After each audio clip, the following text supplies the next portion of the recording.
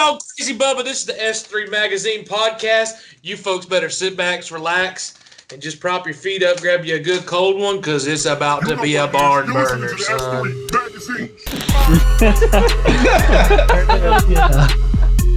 That's way better than any intro you've ever done for us. I'm afraid so. All right.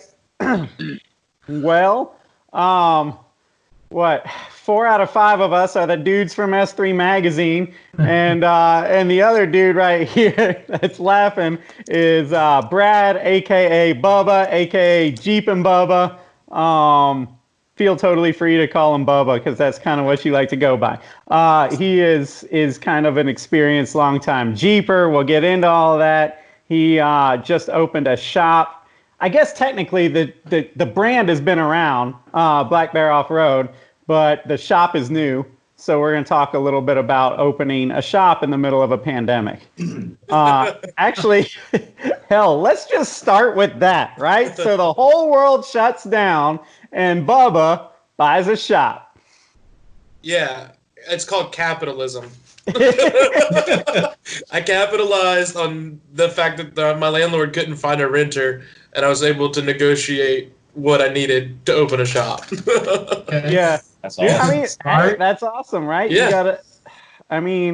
You gotta bleed the dream. So when everybody goes safe, you get stupid and roll the dice and go for it, man. I mean, the worst case scenario, I go broke and I'm back to working on Jeeps in my garage. I mean, it's, whatever. Yeah. Okay, so Blackbear Off-road. Mm-hmm. First of all, where did the name come from? So I was thinking of like SEO kind of names. So like Rubicon Express or Moab Outfitters. People think of like trails, typically when you're thinking of like maybe off-road or Jeep parts. So no one's ever named anything after Black Bear Pass, which is an awesome, phenomenal trail in Colorado. I Googled, there was like 2 blips about Black Bear Pass, and then like learn more about black bears. So I was like, man, I like that. Plus, it's like one of our native animals here in Georgia. I relate with them. They just eat, sleep, crap, hang out in the woods. That's me.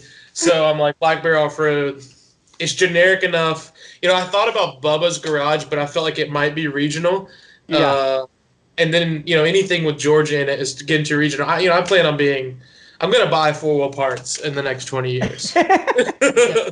Well, I was about to say, so like, what is the dream? And when I say that, I already kind of know because we've talked about it on Jeep rides before, but like, explain kind of like what you would like Blackbear to be, ultimately with kind of the camping meets, Jeeping and trail riding and stuff. Yeah, I'm inspired by the Richard Rollins and the Chip Foose's, like, not that I want a TV show, but like the people you would go to take something and take it to the next level. Of course, you can't you start off by selling the kind of bark and stuff, the disconnects, the quick lift kits, the wheels and tires or whatever. But the ultimate dream would be, buy brand new or old Jeeps, buy vehicles, build them the way I want, and then sell them outfitted the way I like personally. But basically what we've done is we want to mash up Bass Pro Shop, REI, and then like 4-wheel parts or, Rugged Ridge, and like shove them together and blend them, and then you got Blackbear Off-road. So knives, camping gear, lift kits, and like one-off builds thrown in, If somehow we could have our own coffee and beer and whiskey, all the things. Hey, man, that is possible. Yeah. Okay, so you came from what? Originally a Miata, right? So you kind of messed with little rice burner cars and I was a mini trucker first, like S10, and then a Nissan 720. Yeah. And then I got a Miata. I traded a Jeep actually for a Miata, and that was it. That's my favorite of the imports that I've owned for sure. So how did you end up getting like hooked on Jeep stuff? Just actually by kind of by chance. I owned. So one of my Nissan 720, I blew the motor in it for like the second time. Okay. The only thing I could afford was a Cherokee from a buddy Kyle, $800. Got it in it and just loved it. But I had a friend of mine who was getting picked on at school because he drove a Miata. So I was like, you know what, dude, I'll trade you this Jeep. Nobody's gonna pick on you in a Jeep. Got the Miata, and then after like 2 years of getting picked on myself, I got another Jeep. That's hilarious. It fits my lifestyle. Like, I want to be fishing and hunting and taking my family out and backpacking and all that kind of stuff. So it's like the perfect vehicle to get out there. That's right. So, like, what do you? I mean, obviously, the whole off-road thing, especially when you call it overland, but the whole off-road scene is really taken off within the import scene. All of a sudden, everybody that has turbo 4-bangers wants a Tacoma or a Jeep or something like that to kind of play with, something that's polar opposite of, you know, everything they've been dealing with, which is always slammed and stuff like that. So, like, what the hell do you think that is? This phenomenon that all of a sudden, like, all the tuners are wanting to go, you know, go play off-road? Well, the big thing is 4 doors. Like, that was the game changer in 2007 when they made the unlimited and 4 doors. Now they can haul the kids. The wife's not griping about them putting money into it. It can be the wife's daily, and then they get to use it on the weekends kind of situation. Plus, Jeep's made it so customizable. Like, there's so many aftermarket companies just based around Jeep itself. So, I mean, it's kind of the Honda Civic or the Mustang of aftermarket selection. There's just unlimited amount of options, you know. I think that's one of the coolest things coming from, you know, an import modified area. It's cool to get into like a whole new world, but something you're familiar with, like modifying cars, but in a whole different like section. I think that's kind of like starting over fresh. Well, and for you guys listening, you might not know this if you're like hardcore in the tuner world, but like the Jeep is the most modified vehicle on the planet. Yeah. It is. I wish I had numbers on that, but you know, like we were talking to Rugged Ridge once, and I can't remember the numbers, so I'm not going to try and guess. But they were saying the amount of Jeeps that are sold and then modified is astounding. like they are all messed with in some way, even if it's just corny little trinkets, all the way down to, you know, axle swaps and everything else. If you went to SEMA in the last 3 years, that's all it was. Is Jeeps, just period. Well, and you know what bothered me? All right, so like I was going to Hawaii a lot. We rented a Jeep, you know, and it clicked, man. And I just fell in love. And this was, you know, 7 or 8 years ago now.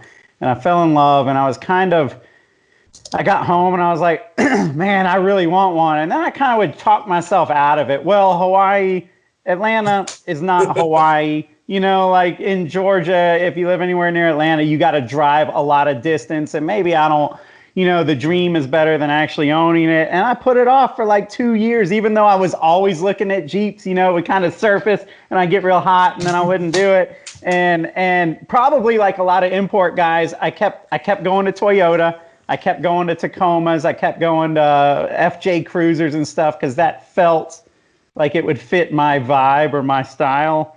But, you know, the more I kind of looked at the roots of what Jeeps are, I was like, dude, like a Jeep is totally my style. This thing is, you can modify it without even modifying it, just by going outside and pulling doors off and taking the top down or halfway down or putting this on. You know what I mean? Like, there's so many options for the thing. It is like a car guy's ultimate car.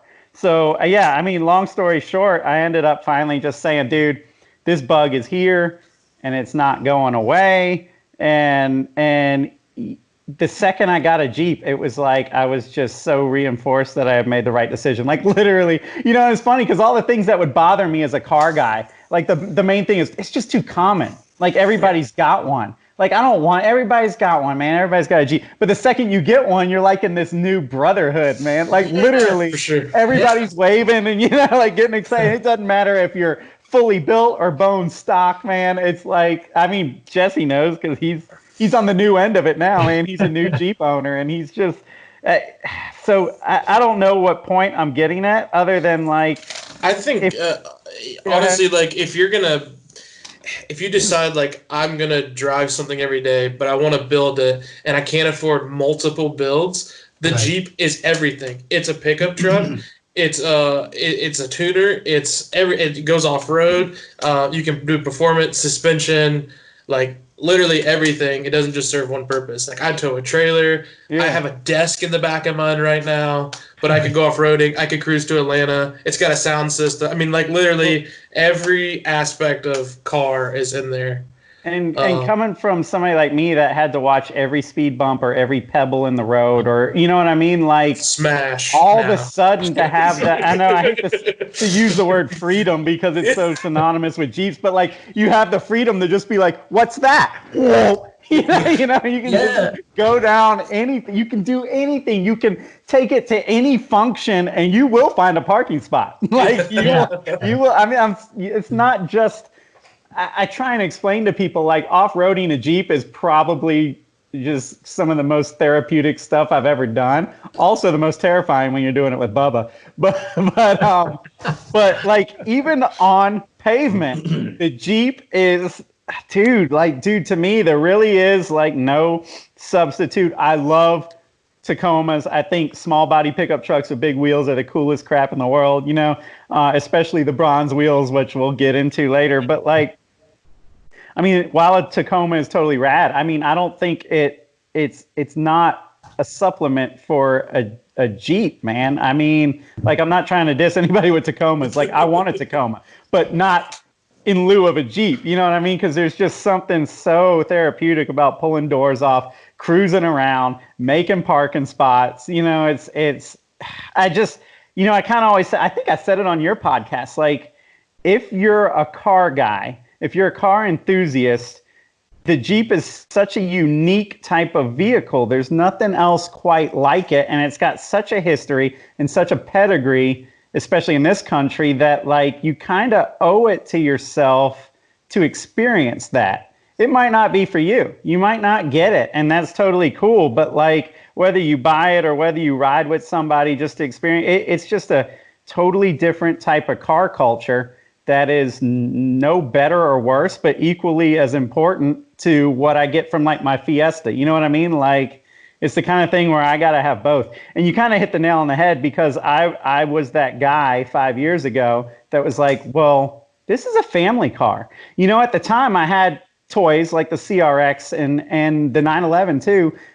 And then I had a GTI, a Mark 6. And I was like, I mean, the Mark 6 is rad, but it's kind of repetitive in nature to the other cars and actually a little bit more refined. And I was like, the Jeep is a family car and it unlocks a whole new world. I'm about to break into the Lion King song. You know, but so yeah, dude, like, you know, I got the Jeep and absolutely no looking back. I had it sunk before it had 200 miles on the odometer.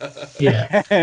And I'll probably have a Jeep for the rest of my life. I can't imagine not. I will always. I totally 1000% agree. So I just bought mine at the beginning of this year. I came from a lowered car in which, you know, I scraped my fuel tank open.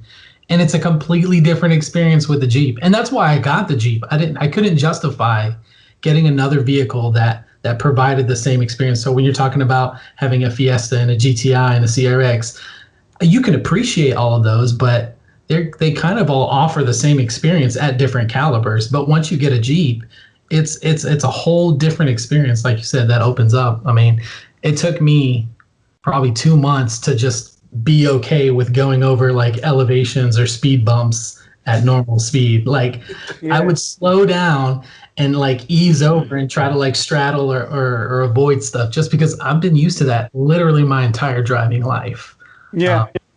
So that experience is just... Didn't you write about that? Maybe it's the issue that's at press. I'm getting them confused, but you're like, I feel like I'm a teenager again, getting into like cars, like getting my first car all over again because everything's new, man. And like we were saying, that the aftermarket is so huge. And y'all like Jeeps compared to frickin' whatever the hell you're driving, I can promise you it's probably so much easier to work on. Just the fact that you can just change your oil like this.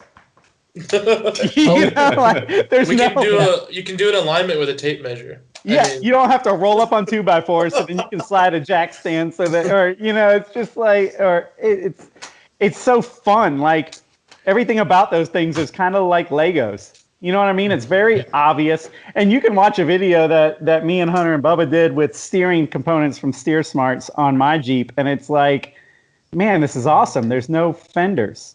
Like, there's nothing to get in the way on these things. But if you got to work on something, you take this. The only thing that sucks is your tire wheel combo is 100 It's all pounds. heavy as hell.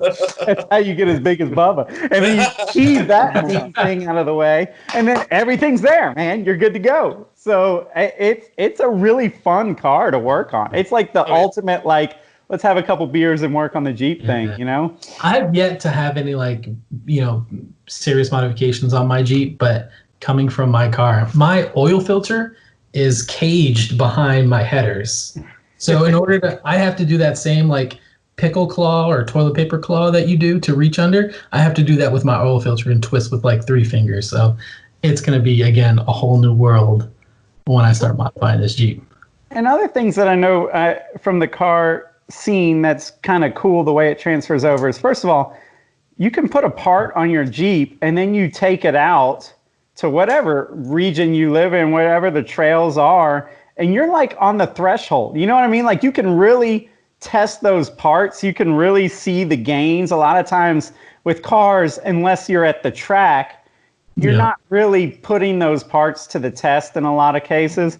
And if you are at the track, you're literally just pouring buckets of money out the entire time you're there. It's just, you're just pouring money for like these 20-minute sessions of like super adrenaline shakiness, you know what I mean? And then you wait. And then an hour or two later, you do it again. And then you wait. And then if all goes well, you've gone through a set of tires.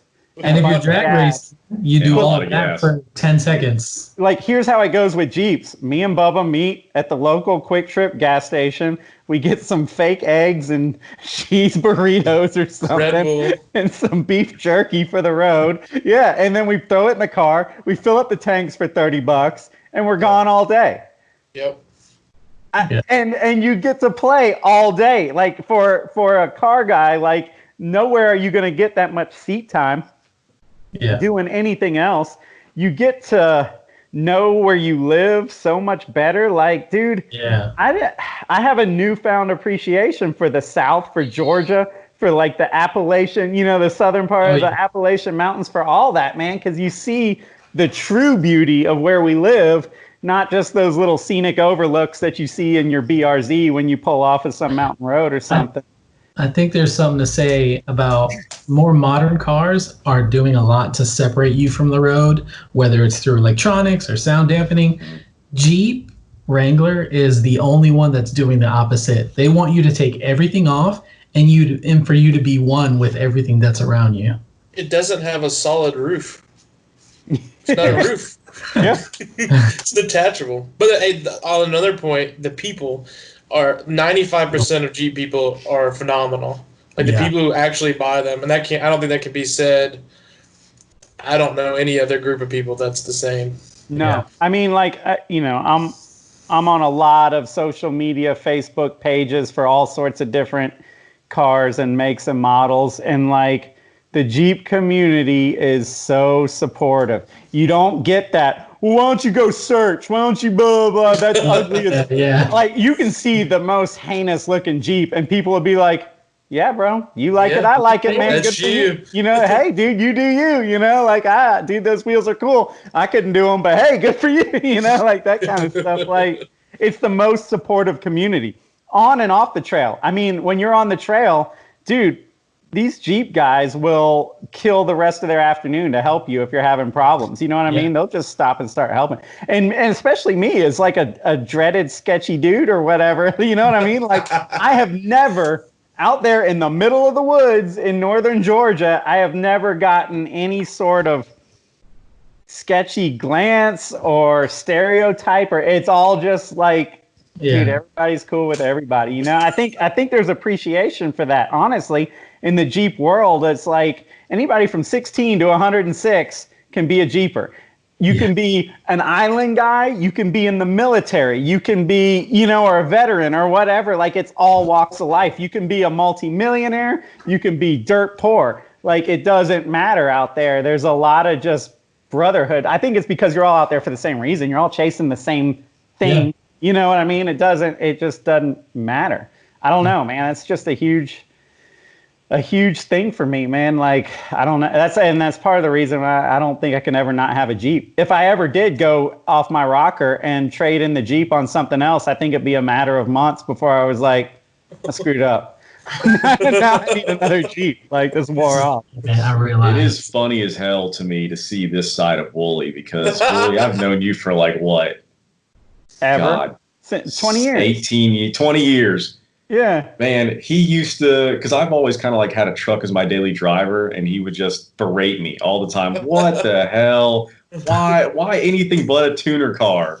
You know, and he used to, if it wasn't low and fast and cornered well, he didn't want to have anything to do with it. And now, it's Bubba. I don't know what he's become. I don't know what this is. Yeah, man, it's a transformation. I don't know. Okay.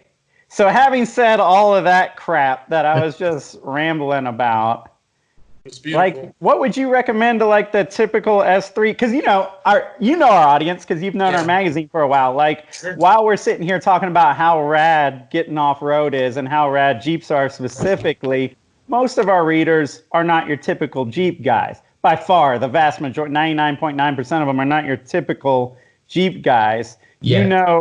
Our kind of readers, like, what kind of advice would you give? First of all, let's say you had $2,500 to blow on something 4-wheel drive, running preferably, so you could drive it home and 4-wheel drive works. What would you start with? A Cherokee is going to be your best bet. Like, and I don't mean like the new Trailhawk Cherokee. I mean 2001 and older.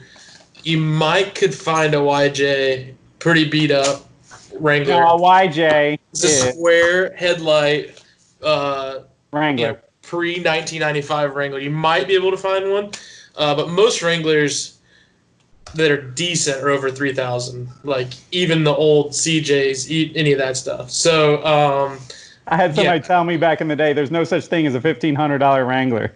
It's like, if there is one, you don't want it. Like, yeah. There's no floorboard. So I would buy a $1,500 Wrangler with no floorboard right now. So if you have one, just PM me. I'll buy it. So Cherokee, you say? Would you do a Cherokee over a YJ? It depends on what you're gonna want to do. Yeah. Like if you've got a family, you need a Cherokee. If you're gonna go camping, you need a Cherokee. If you're going rock crawling and that's it, YJ. Because it already starts off with the bigger fender wells. You're going to fit a bigger tire with less lift. It's just nice and spunky and gets around. So why is the Cherokee so great? The Cherokee's got wheelbase over the Wranglers, which is nice. So that gives you all kind of extra cargo in the back, an extra set of seats. It had it literally cannot destroy 4.0, so the inline 6 motor. And just like the Wrangler, it has a lot of modifications. Not as many, but you can buy lots of aftermarket parts for it. It sounds like the Cherokee was the market that became the Unlimited. Yes. Yeah, basically. If you had a family, you had to go buy a Cherokee. You couldn't have a Wrangler. Unless you literally, if you had a car seat, you would have to fold a seat down every day and put it in the back. I mean, that would be, I'm sure some people do it, but it would be miserable. The Cherokee would be a lot better. Like, I've heard a lot of people, well, a few people, myself being one of them, compare the Cherokee to the Civic in a lot of ways. When it came out, it was for people who had money, actually. Like, if you owned a Cherokee, that was like the high-end Jeep SUV, but now those people pass it down to their grandkids or their kids, and you know what happens. People take a Sawzall to it and put 22-inch wheels on it and shove some dual subs in the back and let's go wheeling, But and when we're talking about Cherokees, we're talking about the square Cherokee. We're not talking about Grand Cherokees and and all that crap that the college girls drove back when I went to college. Like the square Cherokee. Is there still a strong aftermarket for that, or what? Like, how capable, so these people know, are they going to run out of capability with a Cherokee? So the four-wheel drive system was fantastic. The automatic trans was good. They came with different models and variants. There was a Chrysler 8 1/4, and there was a Model 35. The Model 35 would break if you blew on it. So everybody wanted the 8 1/4. But here's the awesome thing: a Ford Explorer 488 is a direct swap into the Cherokee, and you get a disc brake conversion with it. So a lot of guys just go get those wrecked Ford Explorers that had Firestone tires blow up and, flip them. And then they throw those axles underneath the XJs, and it's great.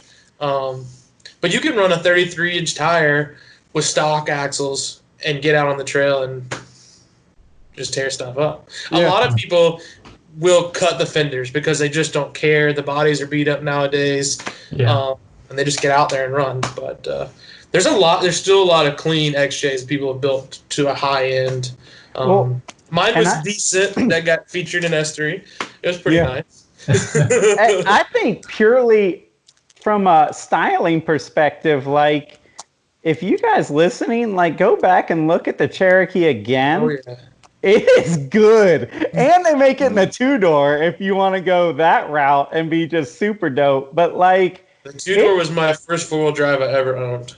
Dude, like, that's what I'm saying. If you go back and look at these things, like, the body is killer. It is so nice. You guys have been seeing them your whole life, so, like, you don't even see them anymore. But if you really go back and you look at, like, the nose on it and the way they're so painfully squared off, it really works, man, if you start throwing a good set of wheels on it. And that's the thing, is that, not the stereotype, but a lot of times the Jeep culture is not into the same type of wheels and the same setups that we are as tuners, and they're not as savvy to brands and construction. I think if you took a Cherokee and put a set of freaking Volks on it or something like that, a 2-door Cherokee with Volks would get it'd be hot. I don't know. It would be hot, dude. I'm telling you. I think most Jeep owners, not all, but I got a Jeep, I want to go off-roading. So, like, if you're budget friendly, you're thinking, what's the cheapest piece of metal I can put on the front and put a winch on it? What's the biggest tire and the cheapest wheels I can get so I can get off-road?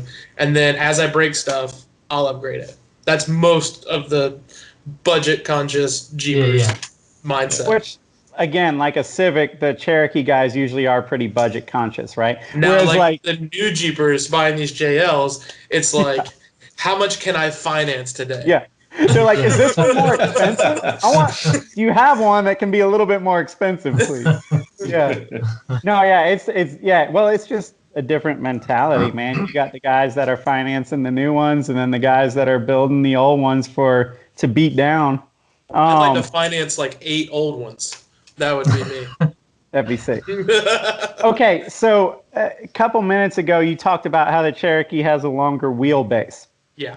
Now, can you explain to people, because when I was new, it didn't make sense to me. You would think a short wheelbase, like a TJ, which for you guys is like, what, 97, 05, 06 or something like that? Like the Jeep that we all know and love before the big 4-doors.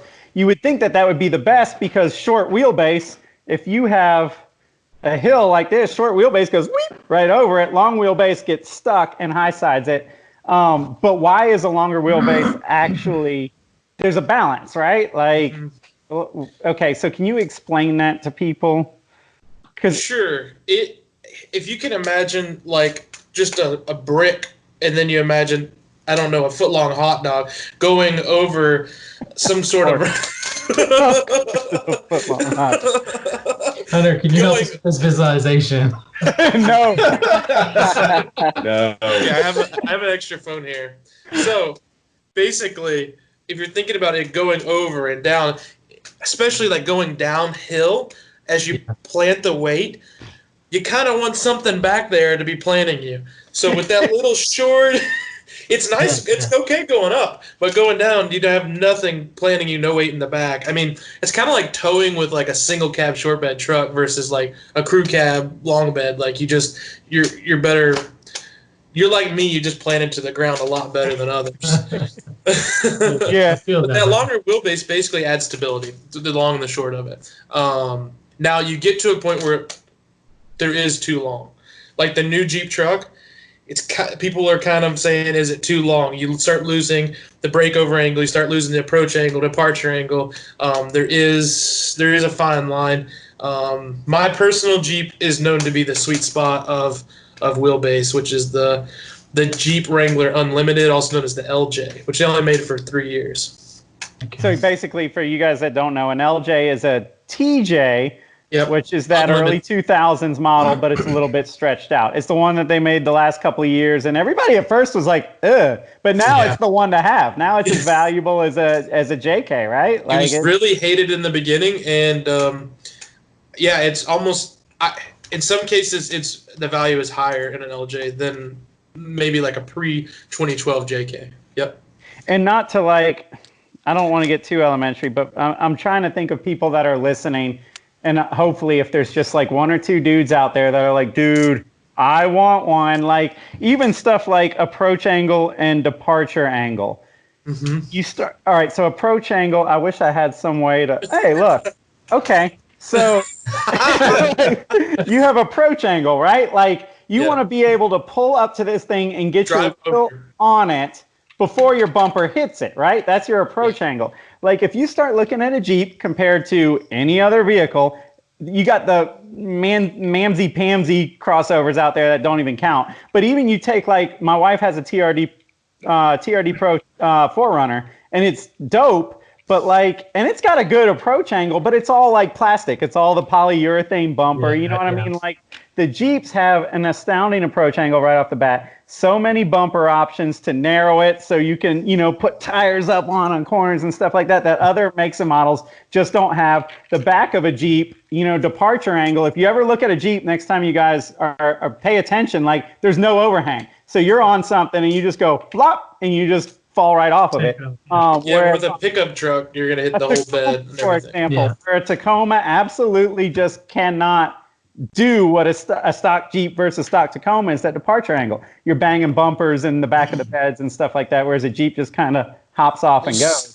Stock over stock, nothing in the last 20 years is better off-road than a Wrangler. Right. That's not like trying to brag. That's literally there's nothing. You can't think of anything. Now, modified, there's a different story. But Well, you can modify anything to be anything, and Tacomas get the job done for sure. That's not the point of this. Is to say Jeeps reign supreme. I love Tacomas. I do too, and it's funny because I called you when I had the press car, and at first I was like, I don't get it. I just don't freaking get it. Why would you buy this? And after 4 days, I'm like, I want Tacoma. They just grow on you, man. They're just comfortable. But the other thing, obviously, about a Jeep and a Cherokee, like we were talking about, is a solid front axle. Can you explain? Solid axles are nice. To the people, can you explain why? Again, I'm fresh. I still don't know what that means. Well, now makes it better. Every tuner will understand exactly why solid axle is better versus independent suspension. If you overbuild your motor, you snap CV axles. Well, if you bind the CV axle on the trail, which is independent suspension, like your wife's 4Runner, you tend to break CV axles. With straight axle, you've got a tube basically protecting a straight axle shaft and a U-joint at the end to allow movement to happen, and it's less likely to break with big tires. It also helps with articulation to have just a straight plane that can go up and down and is locked and cannot move forward or backwards in any way. It's just much stronger. Now, in the racing world, they are slowly moving, like in off-road racing, to IFS, but the CV axles are just chrome moly and massive. Yeah. I mean, these are guys who are running in the desert. But for 99.9% of off-roaders, solid axle is what you want. Well, yeah, because if you're, and I guess all the regions are different, but you can take even a stock Jeep or a Jeep with a small lift. When you get to the trail, you can disconnect your axle disconnects or your sway bar disconnects, I'm sorry, like you don't even need a quick kick to do this. Like you guys can unbolt them. Yeah. Yeah, you guys can do this on a trail in like 3 minutes, and it will immediately allow the entire front axle to do this. So as you go up on something on this end, the other side is literally getting forced into the ground, and you just get so much better, grip and Traction, whatever, flex, all of that kind of stuff out of a Jeep. And then you get done with the trail and you bolt them back up and you go home. So yeah, I don't know. I just trying to explain to some people what kind of the advantages. I guess the disadvantage of that is the road manners kind of blow.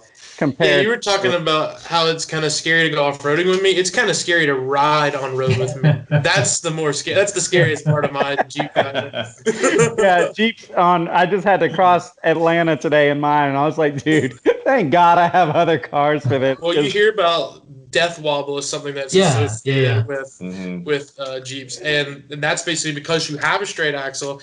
If something starts moving, there's no way to slow that movement down. It's just gyration, basically. Now, you will see the bro truckers adding multiple shocks in the front, steering stabilizers to try to combat that, but it takes like what we did on your Jeep Wooly, like actually dialing in the steering to have the correct angles and beefed up joints to actually not experience death wobble. Yeah, and while straight axles are rad, they are a bit like archaic. Well, they're heavy. Yeah, and my Jeep, when we did that, had 30,000 miles on it. Not many miles. And that crap was pretty worn, man. The OEM stuff was worn. And that's just me running around with 37s. Yeah, but so many people just don't 37s. Well, I mean, people get a Jeep and they're like, hell yeah, I can put big tires on this thing. And they go and buy 35s at the dealership. Yeah, and I don't think they realize that you do wear that stuff out. Like in the article, we've got an issue at Press, and there's that whole Steer Smarts article, and it's like, the good news is you don't have to do it immediately. You can go buy your lift and put your wheels on, which is the first thing you want. It's what everybody wants. First thing everyone does. Hell yeah. But the steering is something that you need to start putting a little bit in your piggy bank every month, because it's coming. It's coming. If I could tell anything, if somebody's going to decide to buy a Jeep based on this, or they were thinking about it or whatever, 2 things that I always recommend. Go off-roading in it exactly how you bought it. Yeah. Because you're going to see the weaknesses and the strengths immediately on the trail. I mean, obviously take someone with you that can recover you, but that's number 1. And then number 2, think of what. Yeah, you're welcome. We did we did a little of that at your hometown. But number 2 is decide what tire size you want to run, not because of that's what your friend has, but like what it's actually going to be functional for you, and then build everything else around it. Kind of like people would decide, okay, well, I'm going to run this horsepower in my vehicle. Well, then you have to decide what axles you're going to run and what gear ratio and transmission. On a Jeep, you start with the tire every time. Gotcha. Yeah, that's what I always heard. Build around your ideal tire size, because if not, you're building it twice. And it happens so often because people are like, man, I want 37s. Well, 35s are a lot cheaper. Or now it's like, I want 40s. Well, 35s are a lot cheaper, and I want something now. The crazy thing about the new Wranglers is they have 8-speed transmissions, and they will, from the factory, fit a 35-inch tire. No modifications required. Now, you will rub those tires. You can put a 33 on and not rub. So that is really throwing people for a loop. They're like immediately getting the tire size they want. The 8-speed makes it feel like that big tire's not there. And the new turbo motor is getting good gas mileage, and it's extremely peppy. So it's like the new Jeep people don't really know what we were complaining about the last. They don't get the struggle. Yeah, since 1941, what we've been complaining about, they don't get it. But dude, Caleb was burning tires, burning 40s on the 4-cylinder turbo. He was like, dude, this thing is insane. He drag raced a a Hemi swap Jeep and was right there with the 4-cylinder turbo. Yeah, it's ridiculous. When I heard they're coming on the 4-cylinder, I was like, nope, not for me. I mean, they used to have a 4-cylinder in the YJ, and in the TJ, but this new one it's a beast. I mean, I like the V6, the 3.6 that you have, Willie, but I'd buy it. I'm probably going to buy a new Jeep in the next couple months. It'll be a 4-cylinder turbo. Yeah, you're going to do it? Mm-hmm. Unless unless I make enough money for the diesel. Now that would be the ultimate. Okay. Yeah, Right. but it's $8,000 option. So. Yeah, but hey, man, just charge it. Tax write-off Finance it now. over You like gotta- 7 years, man. It's fine. No, we're not worried about that. Just finance it. Yeah. Oh, that's cool, man. I'm trying to think of what else. I don't know. I'm just going off the cuff. If somebody is new, or let's say a couple dudes, like a couple S3 dudes are listening to this right now, or noobs or whatever you want to call it, and they're Or like, girls, Willie. they're like, yeah, hell yeah, brother, sister, whatever. We're gonna go get us a Jeep. And we're gonna go play. What would you tell those guys, like, as far as just overall safety on the trails, overall etiquette on the trails? First things first, like, you guys do not want to go do this alone or with your idiot friend that also knows nothing about Jeeps, because I mean, it's like you were saying, and I totally 100% support, like, whatever you get, take it out in its stock form or however you got it, because I bought the cheapest Jeep. Not only is it not a Rubicon, it doesn't have roll-up windows. Like, it's got nothing. I bought the cheapest one just so I could get in a Jeep. It had like the steel mail truck wheels on it with the little 16s, like no all-terrain. And my friends, actually, Alex was one of them. Alex designs for the magazine.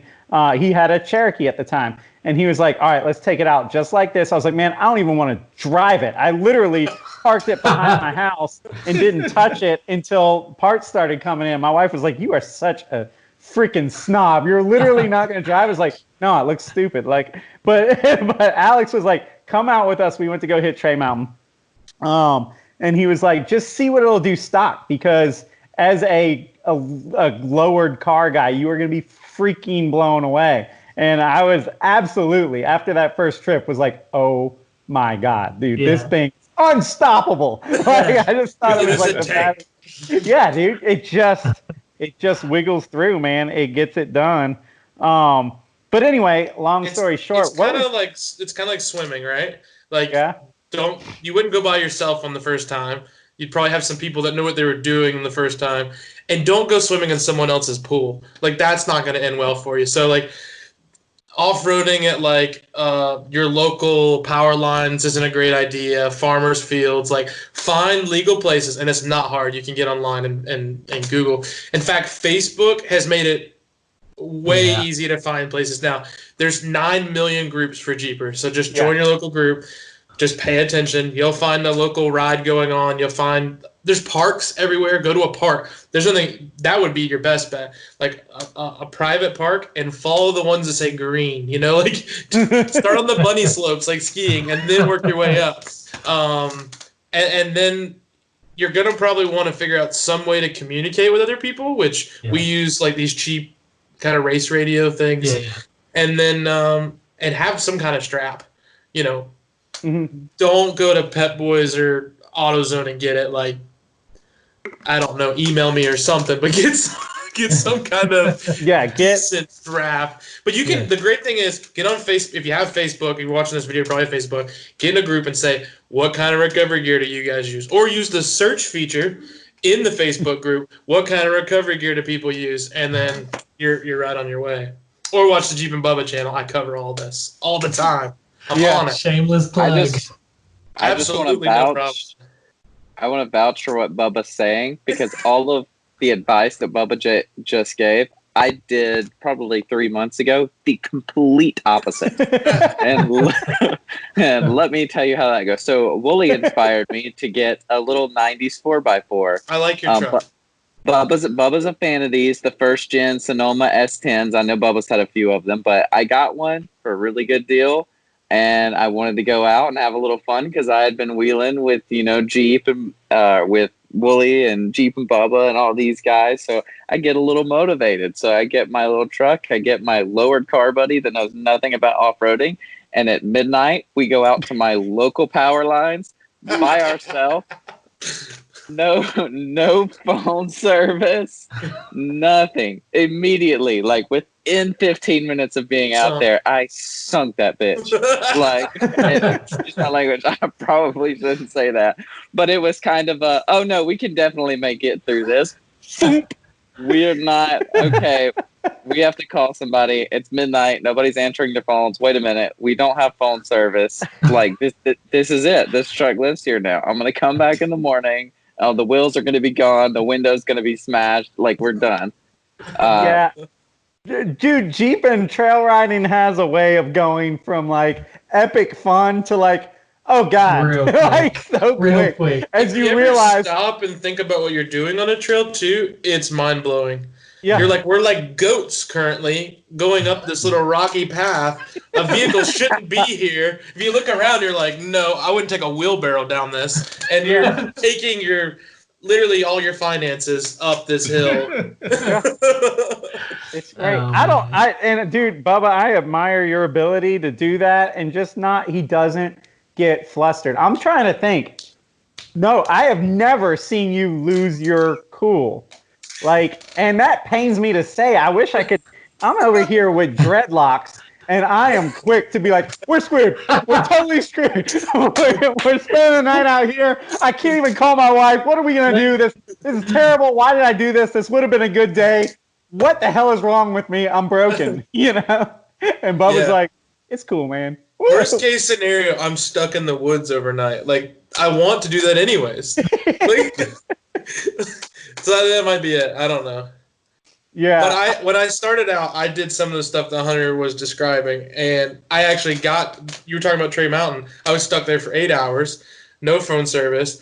I only told my wife where I was going, and I didn't really give her a good directions of that. And so you learn to overcome those things. Join some sort of a group or some sort of a friend that has some decent experience. Make sure you get just the basics of legitimate recovery gear, a real tow strap. I don't know brands necessarily. I know mine's Rugged Ridge, but these things are meant to kind of... As long as it's not the one with the hooks on it, it has actual loops in it, you're doing good. And then a D-ring or a soft shackle or tie it around. You know what you can do?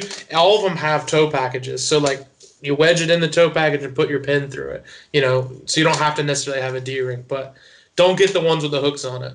You don't need a winch. I hear so many people are like, I want to go, but I don't have a winch. Dude, as long as you got a buddy, you should be all right, or a couple of buddies and a decent tow strap.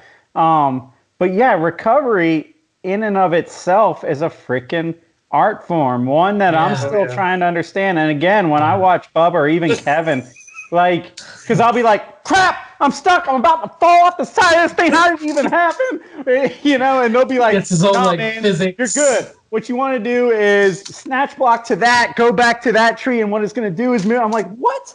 You guys should be building spaceships. Like, I barely pass geometry.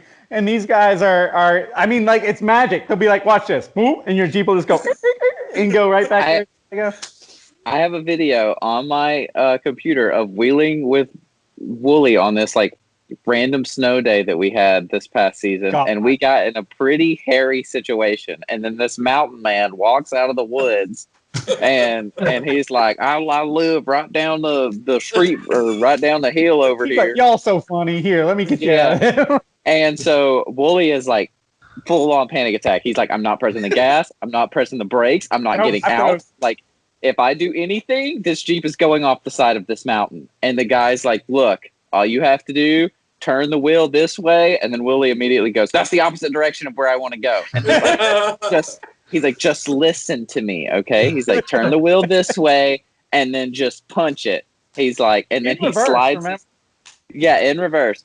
And then he walks over to like this other area, and which is nowhere near where we anticipated the Jeep was going to be. He was like, "You're going to end up right here." He like X'd the mark with his foot. Like, "You're gonna end up right here, and then we're just gonna snatch you out of here." And Willie's like, "Okay, I'm just gonna listen. It's not gonna work." And he's like, "Just do it." So of course, Willie puts it in reverse, slams the gas. Jeep goes exactly where the guy said it would, and then Willie, it defies physics, though. Like, I wish I wish we could like roll the clip, because first of all, I am on a steep descent and it got icy. I think what happened, we were hammering coming up this climb, and I think we were like melting and compacting the snow and turning it to ice. And then we left our buddies. They didn't make it up. And we were like, all right, we'll go back down and get them. Well, that got bad fast. I mean, you're talking like your natural inclination when you're going down a hill and you're sliding is to hit the brakes. Well, that's bad because you're losing all control of what you can do. But it was one of those things. It was like I was stuck in a spot and you go that way, point that way and hit the gas. No, it falls. You go backwards, it falls. Like you go forward. It was like everything I'm doing is sending me over the edge of this thing. Yeah, and I was just paralyzed with fear. And it just takes somebody with experience to just, the Bubbas of the world to walk up there and be like, dude. And the mountain man disappeared and we never saw him after that moment. It was so funny. He was loving it. I mean, him and his wife, it's entertainment for them, Like they just thought it was funny to watch us out there trying to figure out this snow and mountains and stuff. But as soon as we stopped, or as soon as Wooly stopped, he poked his head out of the window and he goes, "Did you guys just see that? It worked! It worked!" Yeah, but see, I could not replicate that. Like there is so much to be learned in the whole getting yourself out of a pickle and recovery aspects that, like, while that worked, again, it's a lot like math. Like, when I was in high school, my algebra teacher would show you the solution and the way to get there, and you would be like, I get it. Yeah. And then you'd have to do it on your own, and you'd be like, crap, we're screwed. We're spending the night here. This isn't going to work. I will say it's 100% true. Wheeling with you every time is your first time, it seems. Yeah. Like, we'll get to the trail, you're like, are we doing this? And we'll start doing it. You're like, my Jeep will do this? We've done this for like 4 years. I know. I keep telling myself that because I'm not exactly a rookie anymore. I've been doing it for 5 years. But it's like every time you get to that trail, it's always changed a little bit. Because you guys, this is not a racetrack. Like, this is not a guaranteed situation where you got somebody flagging you if anything's wrong. Like, these trails change based on the season and the weather and the rain. And I've done this particular trail that we got stuck on in the snow many, many times. Enough to be the leader of the group. And then all of a sudden you throw some snow on it and stuff that you never even noticed before becomes a serious problem real fast. Especially when you take little southern boys and stick them in snow. I don't know how that works. But there's something about pulling up to that first little kind of pucker obstacle. It gets me every time, and then once you get over it, I'm like, all right, I'm kind of back in the mindset. But it goes back to speak about, like, these Jeeps will do stuff that your brain does not understand it'll do. Like, I mean, I've got 37s, but like you'll get up to some stuff where it's like this, and they'll be like, no problem, man, just put your front tire on that, and they just let it kind of, all right, just a little gas, and you're like, dude, there is no freaking way that this thing is going to go up this is taller than my other car. I mean, when you're standing on it and it's up to your waist, you're like, no, this isn't passable. He's like, oh, relax, man, just go, no problem.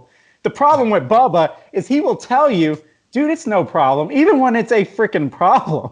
Like, you don't know how to read his poker face, because he'll get up to an obstacle and be like, oh, crap, this is a problem. But if I show it, Wooly's going to lose his stuff. So I'm just going to act like this is no big deal. And then we'll get through it, and he'll be like, that was actually pretty serious back there. that was treacherous. Dude.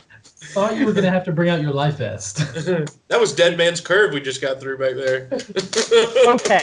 So one other thing is, like, all right, there's a company called JCR Off-road, which is like the coolest group of just misfits, but like skilled misfits, right? They're up in Michigan. They do armor, they do bumpers, they do tire carriers, they do, all sorts of armor to armor up your Jeep, make it indestructible.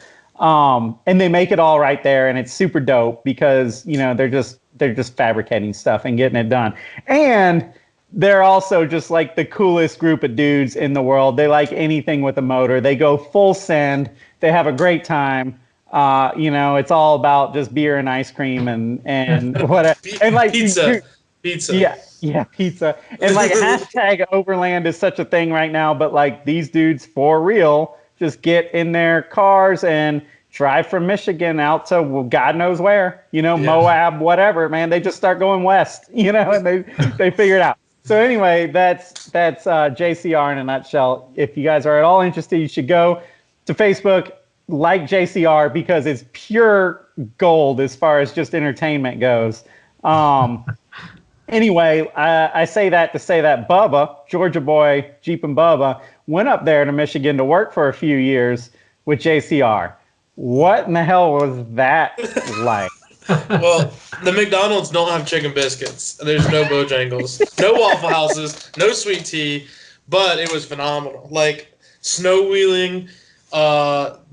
When you get north into Michigan, like maybe an hour from the cities, it just becomes forest, like for 4 hours, and it's just riding. And so overlanding, I don't know, it wasn't born there, but it really is like getting reborn there currently. It's like they realize we don't need mountains, we don't need rocks. We've got 4 hours of roads covered in deep snow to have to cover, and then camp in it and bring gear out, and nobody's going to help us. And so it's just a phenomenal, beautiful state. So that was awesome. And then the people at JCR, I mean, what they do with the culture inside is phenomenal, and then how they interact on social is really really. They're kind of like Jeep Guys meets Dude Perfect or something.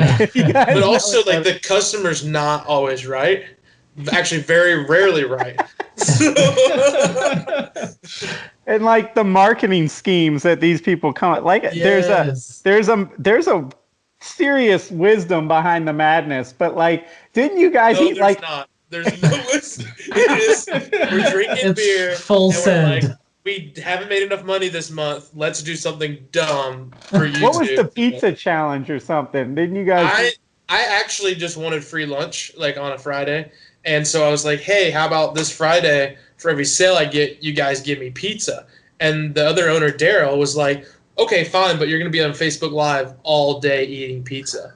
So like, I'm going to get my money out of you. So the 3 salesmen are sitting at the desk on Facebook Live all day while people are throwing stuff at us and, like, unicorns are running through. And the customers caught on. So they were just buying stickers and T-shirts and hats just to watch us eat. We ate 122 slices of pizza. Oh my god! Between 3 of you? Like between 3 of us. And the owner said, the owner Brian, if you'll eat 100 pieces, I'll donate $5,000 for Toys for Tots. So he did that. So we ate over 100. We hit our sales goal for the month, and I didn't eat pizza for like a month. It was phenomenal though. It was a cool day. It was weird to be on live for 8 hours. That is odd. Like doing phone calls and like having to whisper, okay, I'll do that for you. Like Jake from State Farm. Like, no way we can go that low. Yeah, we'll do it. So is that where Jeepin Bubba was born? Jeepin Bubba was born in a hotel room in Florida. There's a lot of Bubbas born in a hotel room in Florida. Literally almost all of them. So I worked for Nitro Gear and Axle before I worked for JCR Off-road, and I started realizing that like social media and personal branding worked hand in hand with sales. So like people relate who you are and who your brand is with why they spend their money with you, sort of, you know? Yeah. I owned a Jeep. I got on Instagram, and I'm like, what name should I use? Literally every human being in my family calls me Bubba, so Jeepin Bubba was born, and it was like, doo-ding, doo-ding, doo-ding. Immediately, and we were at a Jeep show, and I just made it, started shooting pictures on there, and then it kind of took off from there. But the YouTube channel, Jeepin Bubba, did start while I was at JCR. Okay. I kind of felt so guilty about how awesome it was in those 2 years. Like, I have to start recording some of the stuff that's happening. I wish I could remember some of those. There was like a Black Friday that you and Daryl did, but it was like the characters. It was like Jeepin Bubba, and who was it? We did a fake TV show, and so like Daryl was the co-host or was the host, but it was actually like not Daryl. It was a different person, you know, and he was drunk drinking moonshine and like. Yeah, so Corey, our other sales guy, came in and was like the pessimist, like, what are you guys doing? It's Black Friday. This is ridiculous. Yeah, you guys are like, here, have some water. And he was like, that is not water. Like, and the funny part was, it was moonshine. I got us filming that video. Oh, my God. But like, dude, they're so silly because they would be like, he's like, oh man, everything's on sale, everything's on sale. And they're like, oh, we got a clip? We'll roll the clip. And it was just like the computer and screenshot. somebody moving the screen through the computer of y'all's website. It's like So the dumbest crap. One day I go into Daryl's office and I was like, this is going to sound dumb, but like, we're really, like, I'm passionate about this. We need to do this. We need to say that our Jeep bumpers have the leading spaghetti capacity in the industry. And so we did it. So literally, we do a sales pitch. It's me and another salesman trying to sell like a fake customer a Jeep. And Corey eventually pulls out like a 30-gallon pot of spaghetti and dumps it in the winch carrier of the bumper. And the guy's like, sold! And we're like feeding this guy spaghetti out of a winch bumper. Hell And yeah. and they still advertise that we have the leading spaghetti capacity in the industry. Or also one day Daryl was like, hey, what does this video need? And I said, rap sirens. So he, at the end of the video, just got added. Yes. So if you go to jcroffroad.com, there's a At link the at the bottom. bottom. Yes. You can click rap sirens, and it will make that noise for you. Yeah. Literally anytime you want. I've got that app on my phone, so anytime I need to make it hype, I go, "Boo, boo, boo, boo, boo." That's it. So they're not afraid of like what people will actually think about that stuff, which actually sells bumpers somehow. Well, it's so different than a lot of what you see in the Jeep world, in the Jeep aftermarket, which is people trying to be, you know, Yeah. tough. And yeah, we don't, yeah, we don't laugh here. But Look at those curly wheels and bumpers you have. Yeah, that's it. But see, dude, that's the thing, man. You go out and you hit these trails, and this is like what the whole day is like. It's just like stupid laughs and stupid conversation. And a lot of times I don't know if you're like this, but the night before you're looking for reasons not to go. Like, oh man, you know, we got to drive all the way. For me, it's like a 2-hour drive up to the mountains, you know. Yeah. Hunter's got to drive from Alabama to, you know. It's even an and hour and a half from my house. That's it, yeah. That's what I mean. There's a million reasons not to go. You're always like, well, I gotta, you know, I really should probably work on this or change this. But then you go and you laugh and you share some stupid stories like that. And it's like, it's the best time ever, man. Like, Good camaraderie, yeah. if it clicks for you guys out there, if you go and it clicks, it's going to click hard. Just being that you're a car guy. You will come home and you will go to bed and see flashes of trail and you can't wait to get back. And you start thinking about, man, I wonder what was down that way. I wonder if we went that, or dude, I bet you if I went on the left side, you know, or whatever, going up this, that would have worked. Or, you know, next really, like, no matter what state you live in, there is some place that you've never been able to go before that exists. That's beautiful and amazing. I don't care how long you've lived in your state. Like, I can take you. I've been in places in the last 6 months that I didn't know existed in Georgia. Like, and I've been wheeling for quite a while in the state. Like, it's fun and it's beautiful. Like, well, that's the thing. If you're into that kind of thing, that's the thing I noticed at SEMA is like, you know, people on the West Coast are jealous, which you don't get in the car scene. Like the West Coast is the Mecca and they don't care about what the hell's going on anywhere else. But like people from the Jeep world are like, ah, dude, I love the freaking, you know, North Georgia mountains. Like you guys have trees and you have mud and like this cool stuff. And I'm like, wow, I would have only thought that you would have cared about Moab in the desert. Now, we like that too. But like when we get to go out to the East Coast or, you know, like, it's like you said, no matter where you are, it's different. You know, it's freaking different. Like Moab. They have the better trails though. What's that? They have the better trails out west though. I'm jealous of those guys more. I'm a forest kid, man. I think it's cool to go out there in the woods. Yeah. But I've never been to Moab. The Rubicon has Jeeps. The Rubicon has rocks bigger than your Jeep. Like, and you drive on them. Like at 10,000 feet. At 10,000 feet. Blackbear Pass that I'm talking about, it reaches 12,000 feet on a Jeep trail. Like, you're looking, and there's no trees at this point. Yeah. If you roll, you'll roll 80 times before you stop. That's what Daryl from JCR has always told me. He's like, it's the punishment for making an error out there is way worse. You don't bump a tree like you do in Georgia. Like, they close the trail for a day, and then they reopen it the next day. I mean, wow, that's insane. It's the elevation's so high that it only opens at mid-July after they've plowed the snow out of the way, so that you can ride the trail. So I think the guys out west have it better, but they do enjoy mud, and which I hate and you love. But Well, see, I haven't really been in it long enough to really see how bad I'm screwing everything up. I haven't had to pay for all my little muddy fun. You know what I mean? Like, I just get muddy. I'm like, yeah, that was great. Look at this. There's mud all over the inside. Yep. Well, all right. I'm trying to think of what else, man. How's the shop going? I mean, Shop's literally, good. this is like, I don't know what's too much to say, so I'm just going to say it all. Oh, and you can say it all. deal with it. But basically, you have a family business that does Yep. landscaping.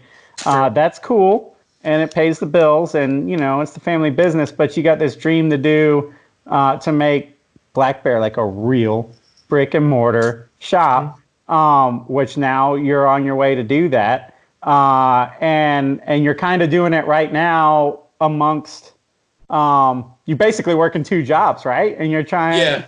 So currently, I start at 8 a.m. We have a landscape business, and we're done at 4. And then we literally park our lawnmowers within 1,000 yards of where the shop is. It's like one building over. Oh, and yeah. then I turn the sign to open, and I'm there till like 8 o'clock. And then I'm there all weekend long kind of thing. And I have an appointment every night this week, and I'll be there wrenching until 8 or 9 o'clock each night. But that's what you got to do. That's dope. What are like the new accounts? Who are you selling now? What are you doing? Well, Like, Mamba Wheels was our most recent, which Mamba, for you guys that don't know, Mamba is Koenig's off-road brand. So shouts out to Mamba and Koenig. And shouts out because they're doing a lot of really cool kind of designs that your stereotypical Jeep guy might not be on yet, but I think the import guys are really going to dig it. If you're a car guy, you'll like their wheels from a Jeep's perspective, because they're like kind of, I don't know, it's just like the car hot rod scene meets kind of the off-road style. We've only had the soft 8, which is the 8 round holes, or like the weird blade-looking fuel wheels, or 6 spokes up until this Rock point. stars with That's my pet peeve. But we're currently and this is like a weird statement, but we're currently like the only shop in the world that sells Mamba wheels. In a weird way. So Mamba sells like through a lot of outlets, but they're all like big internet brands, big chain stores. We're the only like mom and pop store like in the world that sells Mamba wheels currently. That's what's up. And it was partly because of Wooly and partly because I knew some of the guys on the Koenig side, and so they gave me a goal. I had to sell a certain amount of wheels to get in, and we stepped up, and like I said, I mounted 10 on Sunday and shipped 4 to Michigan the week before, so it's been crazy. But That's really, awesome. Blackbear, the thing was, I was at JCR. We were talking about this awesome job. When I moved to Michigan, I told my wife, we're going to stay here for 5 to 10 years, or if you get pregnant, we'll move back. So year 2, she gets pregnant. I told her, okay. You're pregnant, I guess. I said, okay, we can move back. By the way, how do you start an LLC? Like, same night. And so Blackbear got started as a website. I knew I wanted to open up a shop. I gave myself 5 years from like that date, and we're at year 2.5, and we have a shop. So eventually I'll work my way out of the family business, and this will be my full-time gig. But I'm still working 20 hours a week doing it currently. So And like, for those of you guys still listening, I think it's like really important, especially in the off-road world, not to take anything away from the tuner world, but support the brick and mortar shops.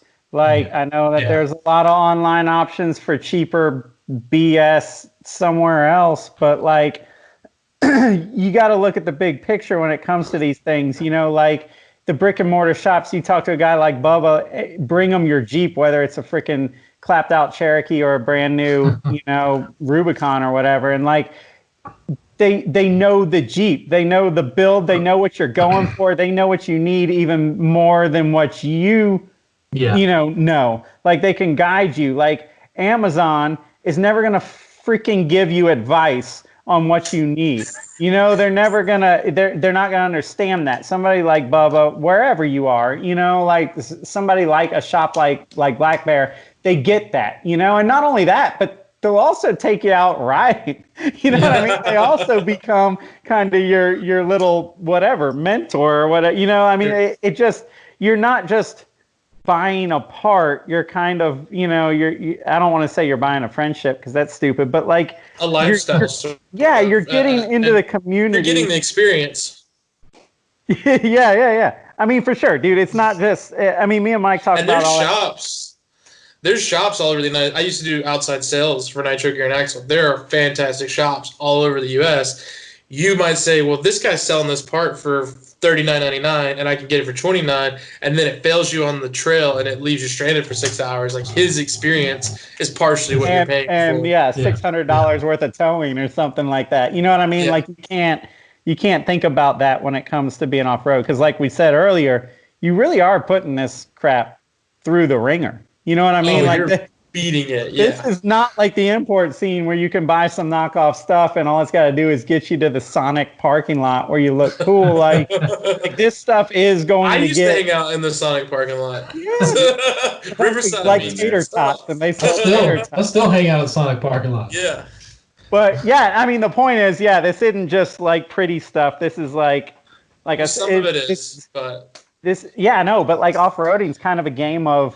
Sure. Survival. A lot of fun. If you decide to take your pretty Jeep off-road, it is serious. Well, like, you can have fun, but it is a serious thing. It's the survivalist game. It's the like, all right, what do I need to do and what do I need to bring to be ready for whatever we might see? Because a lot of times you don't know. And that's the fun of it, man. You don't know when you come around that corner, you're like, oh, crap, man. It's been raining for the last 4 days. Last time we did this, it was fine, but we don't know what's going to happen here. We don't know how we're going to get tested, and we want to be ready for it. 2 Sundays ago, I took my Wrangler off-road, and we went through this really awesome, like, rocky section, and I flexed the rear so hard, it touched the body, and when it did, the actual rear axle did, because I have like a big truss. I have a 4-link in the rear for tuner guys, so the truss that holds the 4-link cut the harness to the fuel pump.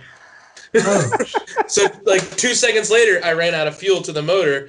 Well, I had a wire stripper, a whole roll of wire, and electrical tape, and it was running in like 3 minutes after that.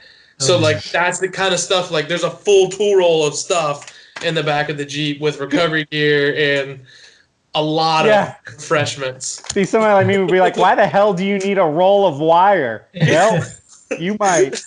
There's also a level of like tuner in me that I've always had a toolkit in my car, and maybe because I've got 300,000+ miles on it, but I don't go anywhere with zip ties and duct tape to keep stuff from moving, and WD-40 to let shit move. Yeah, man. I mean, you should see what these like. Kevin brings toilet paper.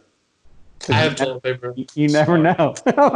Baby wipes are actually my go-to. Yeah. Well, hell, you can clean windows. You can do all sorts of. You can clean all sorts of things, really. I learned when we were out there in the snow that time. It's probably also a good idea to bring some food for overnight. Oh yeah. And to make sure you have some good, clean bottles of water or whatever and stuff like that. I always buy tons of food, but it never makes it like halfway to the trail. All right. Well, I'm trying to think. Does anybody else have anything? I got random notes here, but I can't read my own damn. As far as our audience all being tuner guys, and let's just say theoretically, you guys have talked me into buying a Jeep here. Have we? Maybe. Would you start off Rubicon, or would you go non-Rubicon and try to build up to what you actually want? Most asked question on every page. Right? That's probably the second most asked. The most asked is, can I fit 37s on a stock Rubicon? It's kind of one of those things. You can build a Sport to a Rubicon for cheaper, so you're paying $10,000 more for a better factory-built Jeep. In most cases, though, you're financing $10,000, which is almost not even like real money. It's only dangerously like $50 a month, something like that. So anyway, go ahead. When the Rubicon came out, they basically decided to put bigger axles, which I don't know if you guys know the story of the Rubicon. That's a phenomenal story too. But they put a bigger front axle. It has a better transfer case. It has lockers front and rear, so you're locking the axles to all spin at the same power at the same time. That's a huge upgrade. The new ones have sway bar disconnects that are electronic. So you push a button, disconnects them. You're locked up. You have a 4-to-1 gear ratio transfer case. 410 gears from the factory. So it's a huge improvement. Now, if you're a guy like me, I would rather deal with the struggle. Like, I want to break the terrible front axle, upgrade it to something better.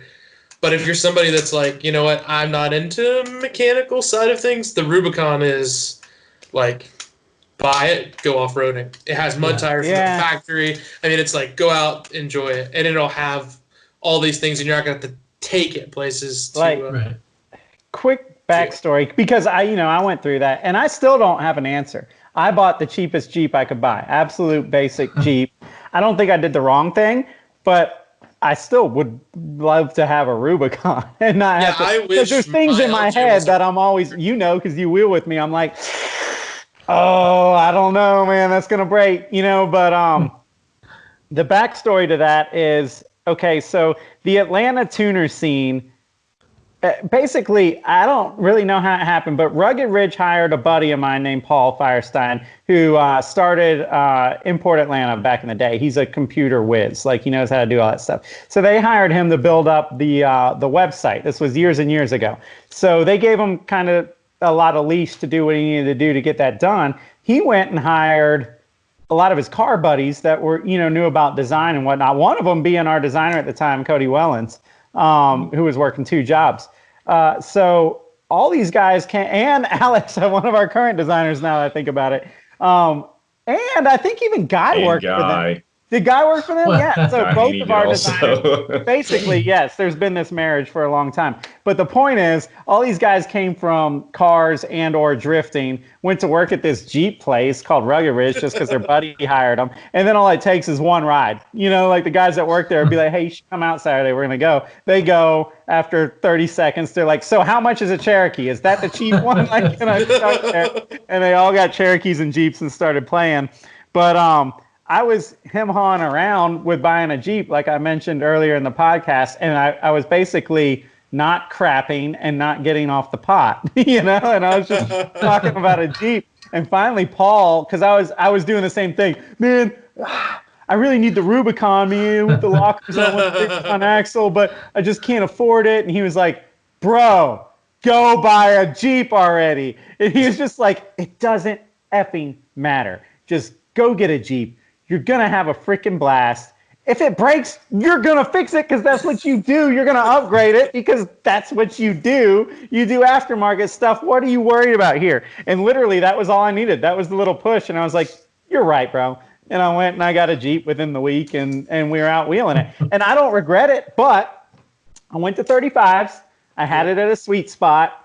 It was perfectly fine. It wasn't breaking itself. And then my neighbor had a Jeep on 37s. And I was like, damn it, my Jeep looked dope until it sits next to your Jeep. And now I'm on 37. So I did that whole thing where you had to build it twice and go back and undo stuff that you did because it wasn't big enough anymore. Went to 37. I had to re-gear it. Yeah. Tell them about the gear ratio. It's a pain. Well, my Jeep, because... For tuner people, what gear ratios do like Wrangler guys run with those big tires?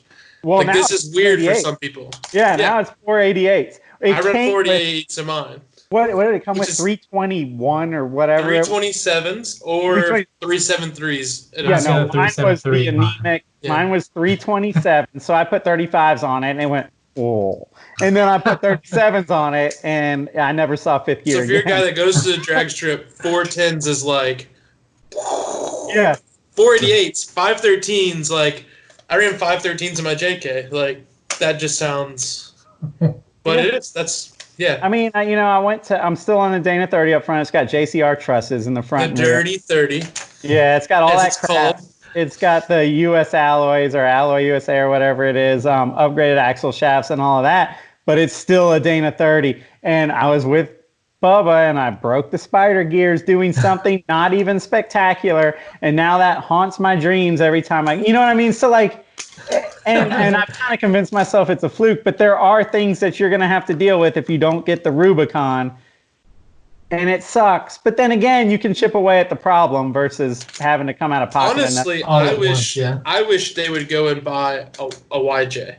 Leaf sprung front and rear, drum brakes in the back, and a 4-cylinder motor on like 32s. Like that's how I started. Like struggle and struggle and struggle. And then when you get that Rubicon on 37s, you're cakewalking and everyone's like, how's he doing this? Like try it on leaf springs and 33s. It's not easy. So the purist in me says I'd rather than do it that way. I don't know. It's like starting out with a cheap Honda, right? And then moving up to supercharged Mustang or something, right? It's like night and day. Yeah, I think my answer to that whole, like, which one should I get is, you get what you can afford, which you can safely afford, buy the most that you can safely afford and then go from there. But the thing, the moral of the story is get out there. Like, whatever it is, get out there, start having fun because it's that whole saying, a year ago, you'll wish you had started right now. Because the second you get out there, you're going to be like, why wasn't I doing this for the past 10 years of my life? This is amazing. So, a quick story, the Rubicon story, I'll make it as short as possible, but a lot of people don't know. There's a video on it, right? Maybe. I don't know. I'm not sure there's a lot of video. I don't know if I've done one myself. I think I might have done a podcast maybe talking about it. But anyway, so Chrysler was owned by Mercedes for a short amount of time in the 90s and 2000s. It's basically when they stole all the good ideas Chrysler had and all their money and left them for bankrupt, basically. And so in the 2000s, the Jeep engineers came to the Mercedes engineers and said, we're making this Wrangler, it's selling, we want to make one, and this is pre-4-door, we want to make one with a Dana 44 up front, a 4-to-1 transfer case, we want all this lockers front and rear, and they're like, nobody in the world will buy this, like nobody, and it's not going to work. It's not going to be as reliable as you think. They said, what is it going to take? So somebody at Mercedes said, if you can take a stock one on the stock tires, stock wheels, stock transfer case, everything, and do the Rubicon Trail in California, we'll build the Jeep. And that's what they did. They built the Rubicon, took it out there, and did the whole trail, it's one of the hardest trails. It's the trail that sets the base in the United States for trail ratings. So a Rubicon's a 10, and everything else gets based off of that. So they did it in a factory Rubicon. So me and Hunter took out a factory. We took out a press car, a bone stock 2-door JL Rubicon to Flatlands. Which, if you know Flatlands, it ain't flat, dude. Like that, like I was saying, you're pulling up on those stock wheels and tires. It's flat on the sides because it's just giant walls of mud. Somewhere there is a not too well done YouTube video of that ride, and it was nuts. It was nuts. Like I cannot believe we took a press car there, but it did it, and it was magic. It just somehow went beep beep beep beep. And it went right up the thing. And Ryan Michael from Rugged Ridge was driving it. We were in my Jeep, and he was like, yeah, no problem, man. Like, are you freaking kidding me? But yeah, it's amazing. It's totally amazing what these things will do.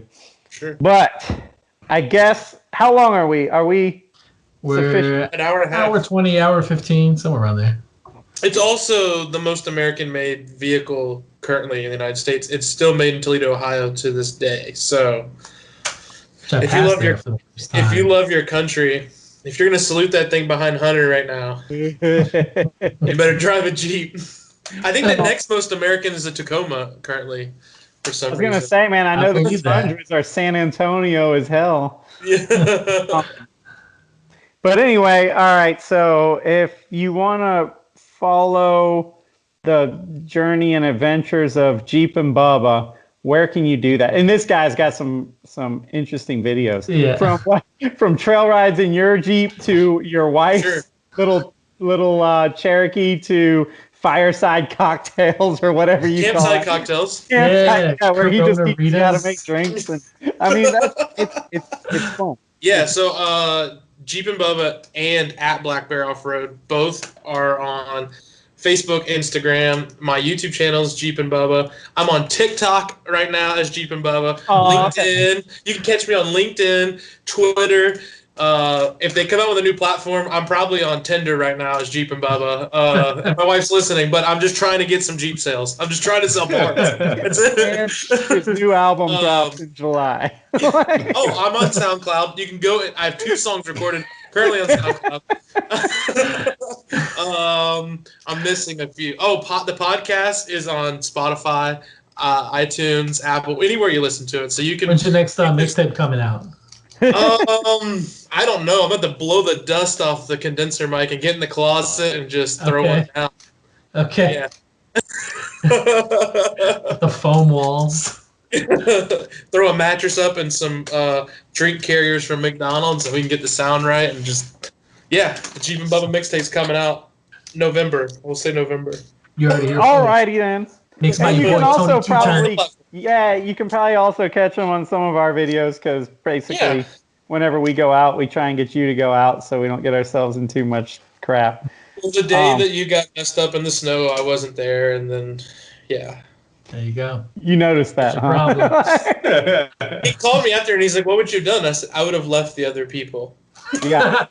The other people that couldn't make it to where you were. Lesson. I mean, hey, look. You go the other way. Keep going the way that your Jeep wants to go. Yeah, I'll close with that story. So we get to the trailhead, and it's taken way too long because the weather turned to hell like that morning. So what kind of vehicles did you bring that day? Dude, it was a hodgepodge of crap. I mean, no offense, listeners. There was a lot of Subarus and stuff like that, and it was going to be. Wasn't there a Honda Accord or something? No. Oh no, that was a Corolla. That was a different. This was a couple of Cayennes. One of them's Bryson's, the blue one that you guys might know of. That's a nice vehicle. Yeah. But like a couple of stock ones, a couple of stock Cayennes or Touaregs, a couple of Subarus, like Crosstreks or something. And it was supposed to be a nice little Charlie's Creek ride. No big deal. The weather over the week started going to hell. We knew like it was probably going to snow, but everybody was like, I'm in if you're in. And we were like, okay, well, we're still in, man. It's going to be cool. And so we start driving up to the mountains and the weather gets really bad and it delays everybody because roads are becoming impassable and people are trying to help people that are getting stuck and whatnot. So it gets really delayed. We finally get to the trailhead. We got that pent up energy, right? Which is a dangerous thing because we have been waiting too long. So we're like, all right, let's go. So me and my Jeep buddy Lee and Bryson. Okay, so it's me and then it's Lee and a YJ and then Bryson in his built up Cayenne. We start going and so we're going up and I never even realized it was this steep before because it's never been an issue. There hadn't been a traction issue. So we're going up and after about a mile, I would assume, maybe a little bit less than that, of just hammering, I let up. You know, it gets to a little flat spot. I let up, and then I hear Lee on the radio go, no, and he's coming up.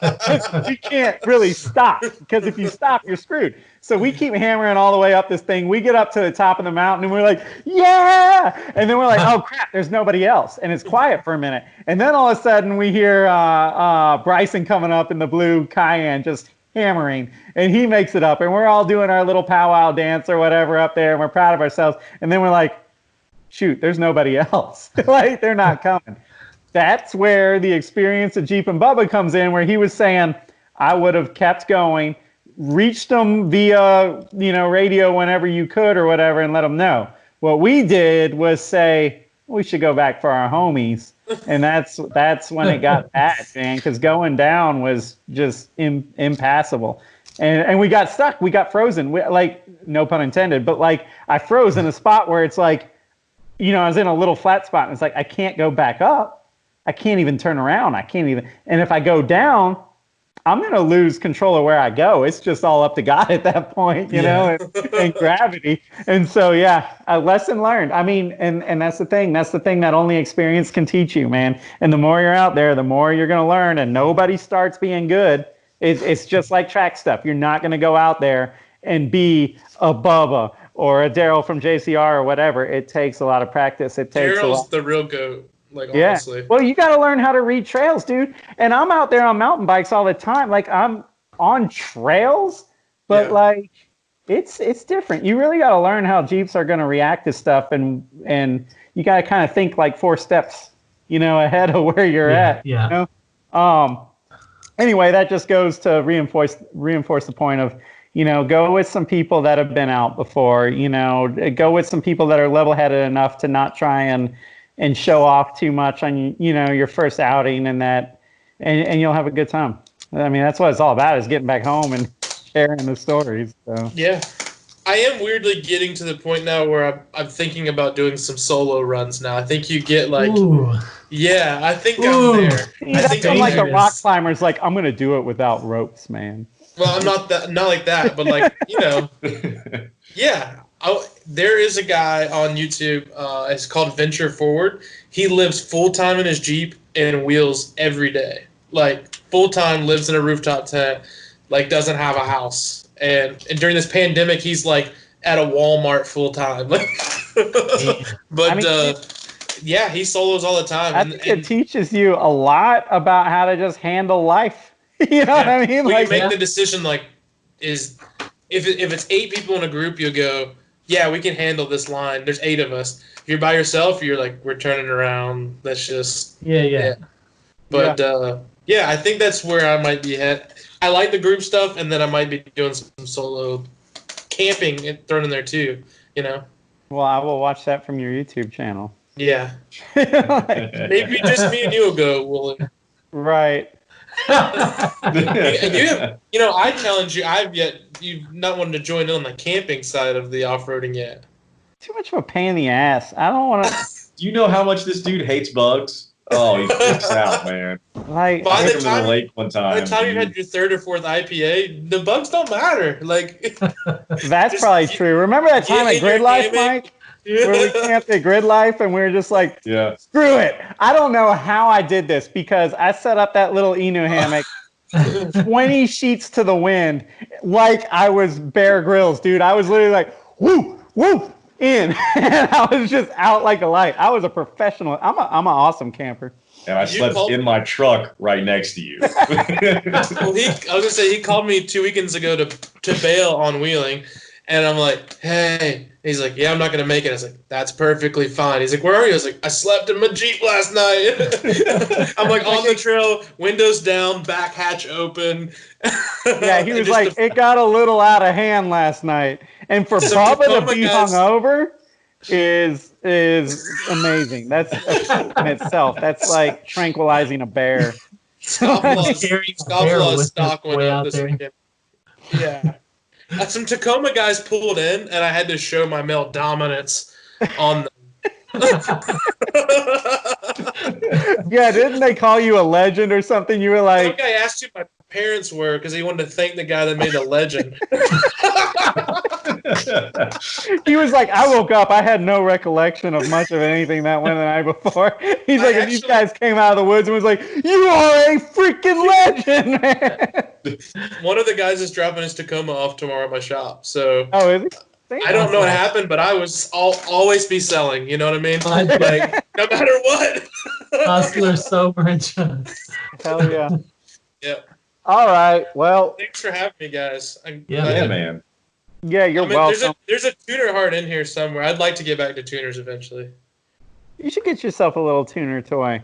Yeah. I mean, I always think you got to have both, right? Like, I don't know. If I'm going to get another side project, it's going to be a Jeep. It's got to be a Comanche. Like, that's itching so bad to get into the Jeep Cherokee MJ.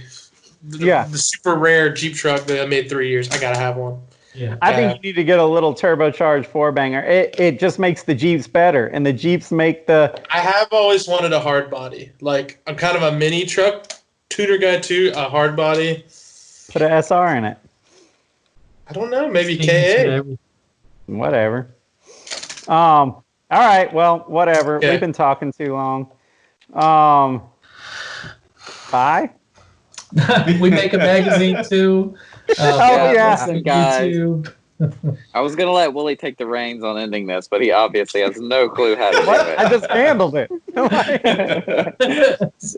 www.s3mag.com. New issue is coming out at some point. I promise. It's coming. We've seen the proofs. It's awesome. You're going to love it. $20, 2 years.